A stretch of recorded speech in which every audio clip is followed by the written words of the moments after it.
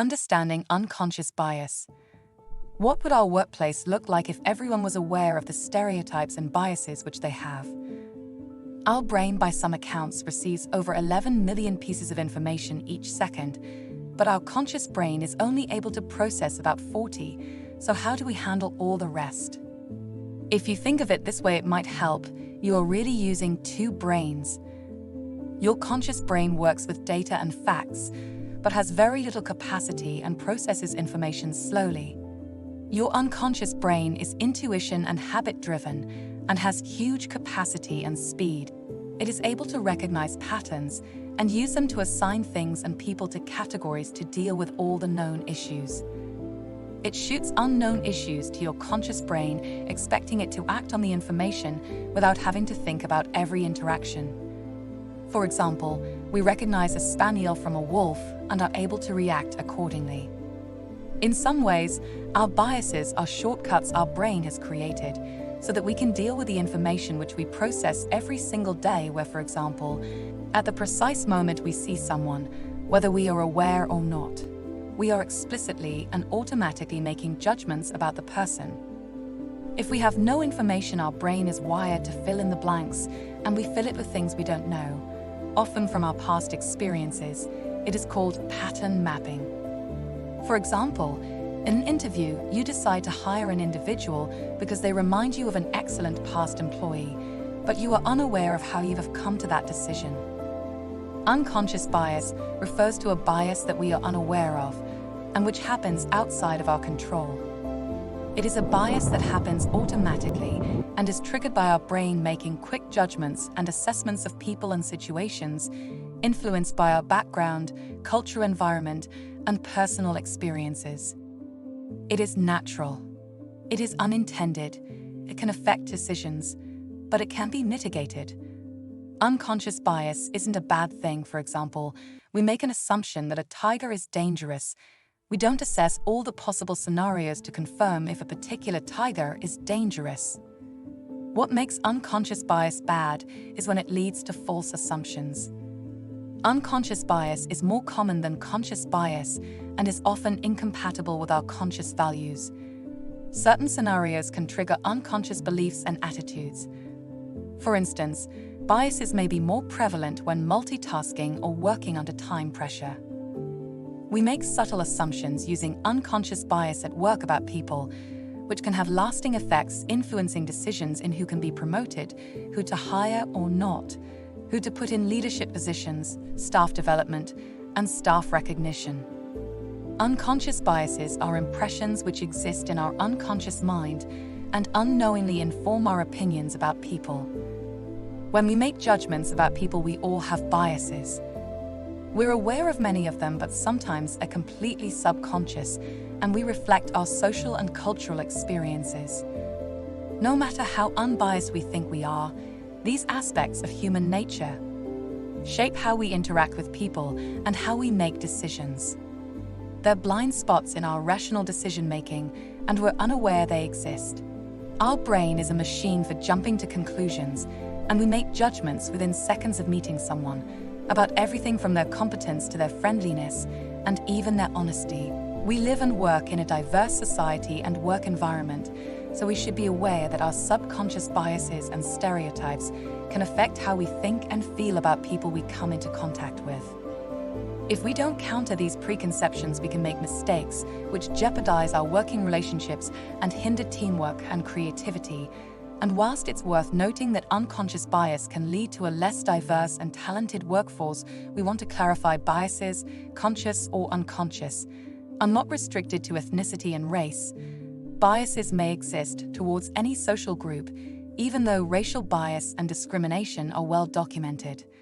Some of the characteristics that may be subjected to bias: age, religion, gender, gender identity, sexual orientation, physical abilities, weight, etc. However, where unconscious bias is against a protected characteristic, it can be discriminatory. We've all been unfairly judged at some time in our lives, and let's not pretend there hasn't been some time when we've done some uninformed judging too. Let's look at how this works. Stereotypes are a widely held, preconceived, and oversimplified image or idea about a person, group, or thing, and over time, stereotypes can become unconscious biases. Unconscious bias is an automatic association or attitude about race or gender, for example. Whilst it operates beyond our control and awareness, it informs our perception of a person or social group and can influence our decision-making and behavior towards the target of the bias. Prejudging is an attitude about a person or group of people that is based on a belief or stereotype. Behavior based on preconceptions and unchecked assumptions can create in-groups and out-groups by favoring one group over another. Discrimination is an action that follows prejudicial attitudes. When we categorize people, our brain uses two other tools: affinity bias, an ability to respond to people who look and sound like ourselves. When we come across people from different cultures, our unconscious brain may kick in, and we lean on information we've heard from other sources, such as media or other people. Prejudice is prejudgment or forming an opinion before becoming aware of the actual facts.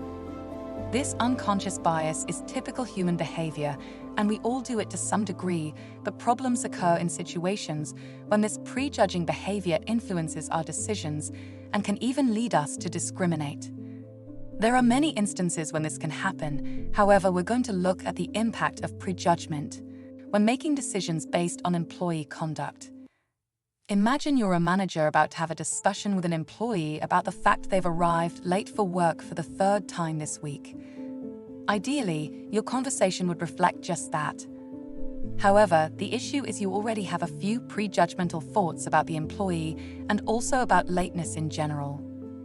Your thoughts about this employee are, you are a lazy person and getting in late just sums you up well.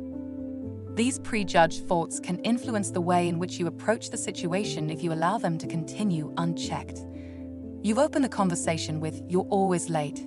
It's unacceptable. Next time I'll discipline you."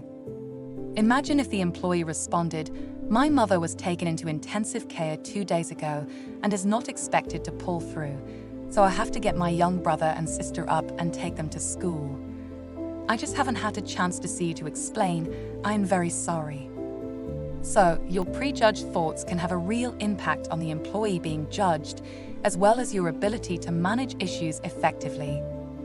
Everyone uses biases and stereotypes all of the time without even realizing it, and whilst admitting to having unconscious bias is hard because it may seem like it holds implications for the kind of person we are, really it's about how we think, and the more aware we are of our thought process, the more we can truly see the world and the people around us.